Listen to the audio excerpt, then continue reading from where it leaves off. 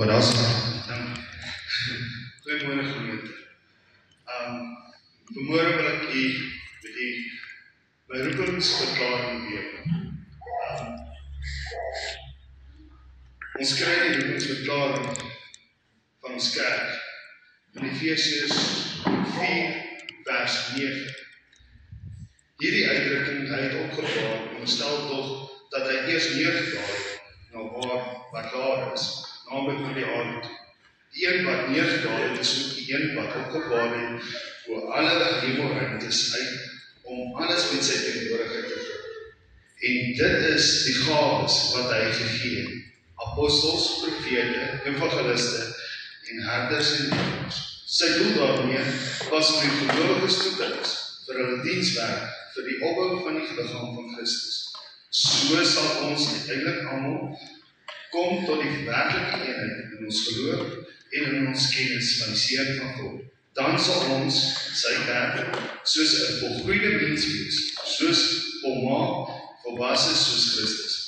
Dan sal ons nie meer kinders wees nie. Ons sal nie meer gespol op en af en heen en weer geslinger word deur elke wind van dwaling as valse leerders ons met slinksheid en lustigheid op dwaalweë wil wegvoer nie. Tot sover. Ek het baie lang gesoek na my roeping. Roeping, ons almal word geroep om die wêreld te wys wie Christus is. Ons almal word geroep om lig te wees en om die waarheid te laat skyn. Maar wat is ware roeping? Individuele ware roeping. En as jy sien, is daar 4 of 5 verskillende roepings waar ons in kan gaan. En het ek dan gesoek en nie mooi verstaan waarom ek roeping te kry nie. En na 'n lang ruk het ek besef en het ek soos ek met hom nie gepraat het en na al die dinge wat ons deurgegaan het, is dit uiteindelik vir ons net voor ons neergelê. Elke mens se roeping in hierdie 5 rigtings is uniek. Waar vind ons roeping? Roeping vind ons in dit wat ons deurgegaan het. In die trauma wat ons deurgegaan het.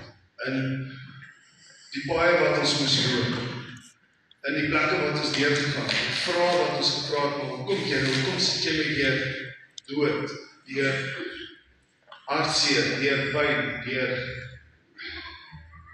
verstotenheid. Wat ook einde van die dag was dit die leerskool wat jou roeping verklaar. En daarom is my roeping dan as evangelis en prediker wat te voorskyn kom. Ja, as jou vrou daarom vir jou sê, jy preek met haar, as jy met haar praat, of as jy iemand bid en sê, jy preek, ek dink, dan word het seker maar net obvious. Maar so is die ander een ook, is deur jou pyn, lei die Here jou op, vir die wêreld om te stuur.